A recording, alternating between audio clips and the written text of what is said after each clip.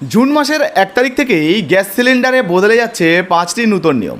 এই মুহূর্তে আপনার পরিবারে যদি রান্নার গ্যাস সিলিন্ডার থেকে থাকে কিংবা আপনার যদি হোটেল রেস্তোরাঁ থেকে থাকে, তাহলে এই ভিডিওটা খুবই গুরুত্বপূর্ণ, কারণ জুন মাস থেকেই এই গ্যাস সিলিন্ডারে মোট 5টা নিয়ম বদল হতে চলেছে। তো চলুন বর্তমানে এই গ্যাস সিলিন্ডারে নতুন কী নিয়ম বদল হতে চলেছে, কী আপডেট উঠে এসছে এক এক করে আপনাদেরকে দেখিয়ে দিই। প্রথমেই আপনারা দেখে নিন কবে প্রকাশিত হয়েছে, 29 তারিখ 2026, একদম নতুন আপডেট কিন্তু আপনাদেরকে দেখাচ্ছি। আচ্ছা, কি বলা হয়েছে দেখুন, এখানে পরিষ্কারভাবে বলা হয়েছে বিশ্ব বাজারে অপরিশোধিত তেলের দাম বৃদ্ধির প্রভাব এড়াতে এবার কয়েকটি বড় পদক্ষেপ নিতে চলেছে তেল কোম্পানিগুলি। আগামী জুন মাসের 1 তারিখ থেকেই এলপিজির দাম বুকিং এবং এছাড়াও অন্যান্য আরও কিছু নিয়মে বড়সড় বদল আসতে চলেছে, যেটা সরাসরি আপনার উপরে প্রভাব ফেলতে পারে।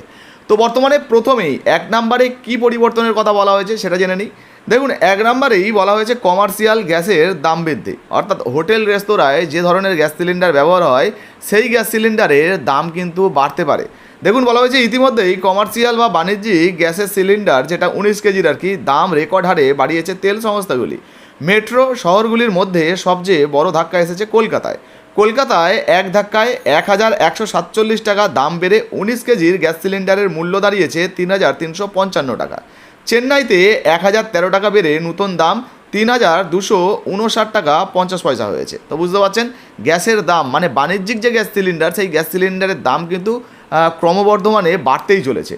দেখুন, বলা হয়েছে দিল্লি ও মুম্বাইতে যথাক্রমে দাম হয়েছে 3071 টাকা 50 পয়সা, মুম্বাইতে 3046 টাকা 50 পয়সা। বাণিজ্যিক গ্যাসের এই লাগাম ছাড়া দাম বৃদ্ধির ফলে রেস্তোরাঁর খাবার থেকে শুরু করে একাধিক জিনিসের দাম বাড়ার আশঙ্কা রয়েছে। ফলে এই যে দাম যদি বেড়ে যায়, তাহলে খাবারে তার দামের কিন্তু প্রভাব পড়বে এবং খাবার দাবারের দামও বেড়ে যেতে পারে।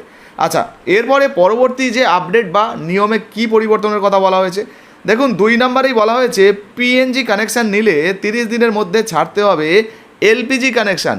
অর্থাৎ আপনার যদি পাইপ লাইনের যে পিএনজি গ্যাসের কানেকশান, সেই গ্যাসের কানেকশান থাকে, তাহলে এলপিজির যে রান্নার গ্যাস সিলিন্ডার, সেই এলপিজির কানেকশান কিন্তু আপনাকে ছেড়ে দিতে হবে।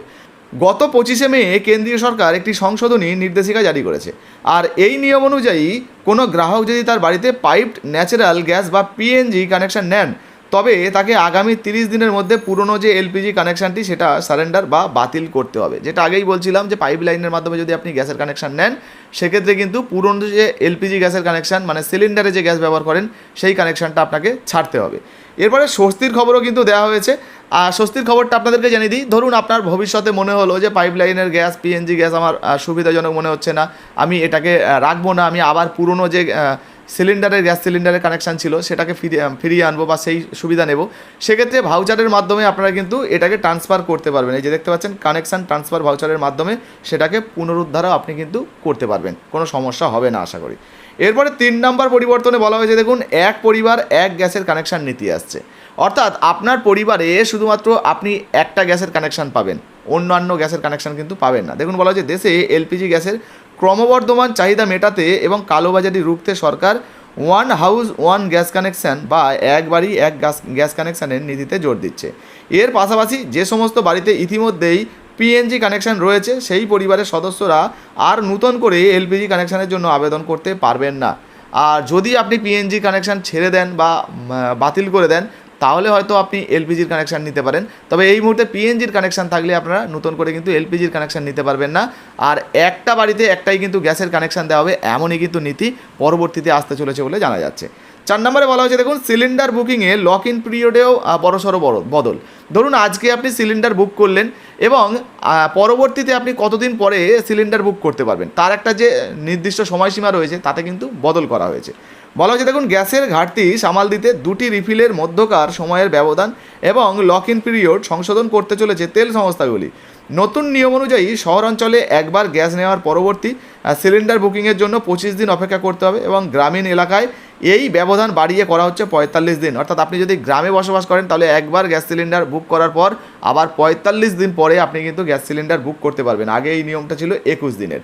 তো বুঝতে পারছেন, এই সমস্ত নিয়মে বড়সড় কিন্তু পরিবর্তন আসছে।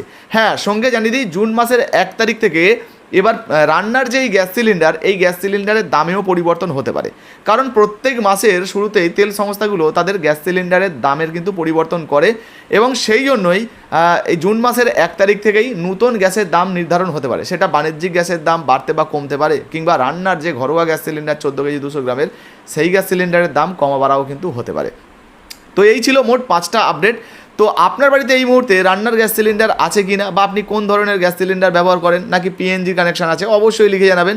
ভিডিও ভালো লাগলে লাইক দিয়ে শেয়ার করে দেবেন। ফেসবুক থেকে দেখছেন, এখনও পর্যন্ত আমাদের পেজটা ফলো করেননি, অবশ্যই ফলো করে পাশে থাকবেন।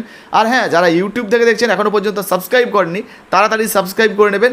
যারা ফেসবুক থেকে দেখছেন আমাদের ইউটিউব চ্যানেলটিকে সাবস্ক্রাইব করেননি, অবশ্যই ওই CSDL লিখে সার্চ করলে প্রথমেই কিন্তু আমাদের ইউটিউব চ্যানেলটা চলে আসবে। সাবস্ক্রাইব করে হ্যাঁ ভিডিওটা কিন্তু শেয়ার করতে ভুলবেন না। ধন্যবাদ।